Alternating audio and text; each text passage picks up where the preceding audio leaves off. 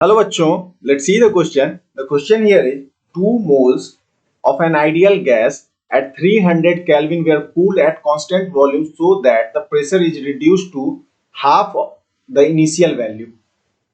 Then, as a result of heating at constant pressure, the gas expands till it attains the original temperature. Find the total heat absorbed by the gas if R is the gas constant. क्या कह रहा है यहाँ पे question कह रहा है कि 2 मोल्स हमारा आइडियल गैस है जो कि 300 केल्विन पे कूल किया जाता है कांस्टेंट वॉल्यूम पे। वॉल्यूम कांस्टेंट है, isochoric process, so that pressure जो है वो रिड्यूस होके क्या हो जाता है, हाफ हो जाता है इनिशियल वैल्यू का। अब then as a result of heating at constant, फिर हीटिंग करके उसे कांस्टेंट प्रेशर पे गैस को एक्सपेंड किया जाता है और वो ओरिजिनल टेम्परेचर पे फिर पहुंच जाता है, मतलब फिर से ओरिजिनल टेम्परेचर पे 300 केल्विन से 300 केल्विन पे। तो हमें ये बताना है कि total heat absorb by the gas कितना होगा अगर R जो है हमारा गैस कांस्टेंट है तो। Okay, let's see. सबसे पहले हम इस क्वेश्चन का की कॉन्सेप्ट देखेंगे। की कॉन्सेप्ट,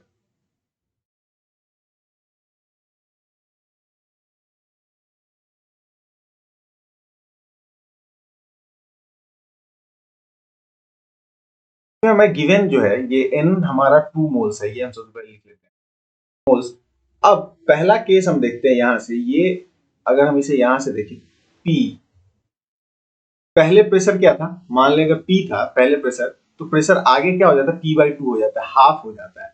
ओके, हाफ हो जाता है। पहले टेम्परेचर हमें गिवन है 300 केल्विन टेम्परेचर गिवन है। ओके, और पहले मान लो वॉल्यूम V है, कांस्टेंट वॉल्यूम।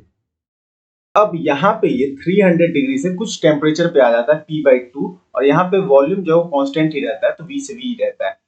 तो टेम्परेचर यहाँ पे कितना होगा, जो नेक्स्ट टेम्परेचर हमारा है, तो टेम्परेचर के लिए हम आइडियल गैस का इक्वेशन होता है PV = nRT, वो लगा के देख लेते हैं। PV = nRT, तो यहाँ से जब हम कैलकुलेट करेंगे तो PV/T = कांस्टेंट, आइडियल गैस के लिए कांस्टेंट होता है फॉर आइडियल गैस।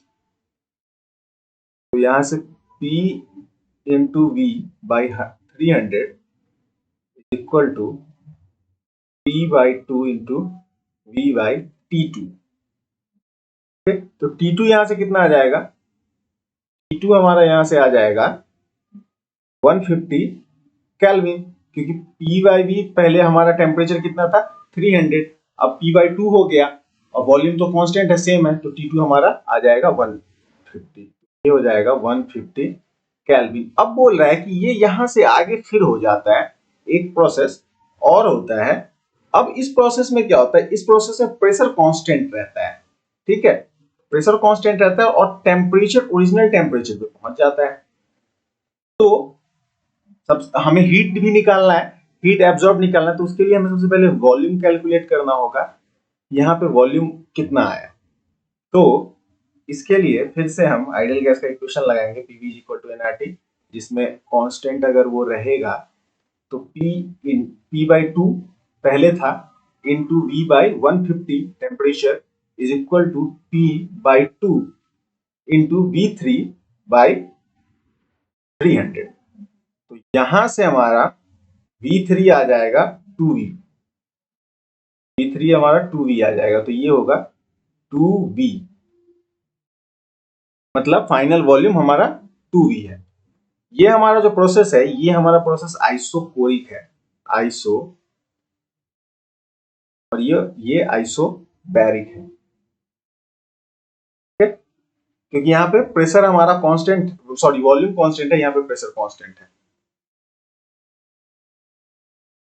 अब लेट्स सी, हमें हीट एब्जॉर्ब निकालना है, तो डेल्टा क्यू = दोनों प्रोसेस के लिए हमें डेल्टा क्यू निकालना होगा। तो डेल्टा क्यू सबसे पहले आइसोकोरिक का देखते हैं, iso plus delta Q isobaric का देखते हैं। तो दोनों को ऐड जब करेंगे तो ये डेल्टा क्यू हमारा निकल जाएगा। तो यहाँ पे आइसोकोरिक के लिए क्या होगा, NCV delta T1 plus NCP delta T2 इसके लिए। तो यहां से NCV डेल्टा T1 हमारा क्या हो जाएगा, 150 minus 300 plus N C P delta T two हमारा क्या हो जाएगा 300 माइनस 150, 300 माइनस 150। तो यहां से NCP sorry NC P 150 minus NCV 150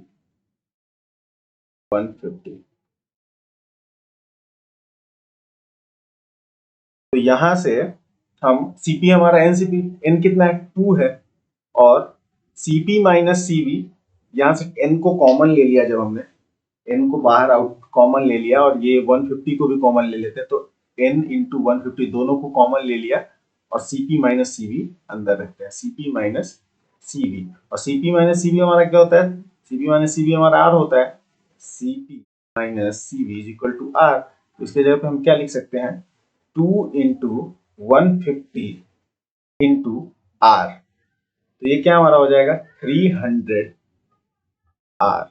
okay, तो कौन सा ऑप्शन हमारा है, ऑप्शन टू, ऑप्शन टू हमारा, ये कितना हीट टोटल एब्जॉर्ब हुआ बाय गैस इस प्रोसेस में, 300 R joule, 300 R joule, option two is correct. Okay, I hope you understood it well. Thank you. Best of luck.